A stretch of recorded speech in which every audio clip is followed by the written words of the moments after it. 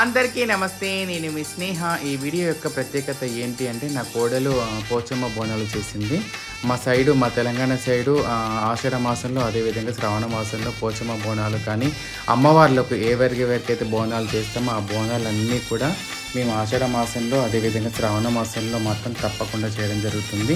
So మా కోడలు పోచమ్మ బోనాలు చేస్తే నన్ను పిలవడం జరిగింది. నేను వెళ్ళి బియ్యం పోయడం జరిగింది. నాతో పాటు మా పిల్లలు కూడా మేము వెళ్ళి బియ్యం పోసి పోచమ్మ బోనాల కార్యక్రమం అంతా కూడా చూసుకొని రావడం జరిగింది. అదేవిధంగా ఈ వీడియో అంతా కూడా చివరి వరకు చూడండి.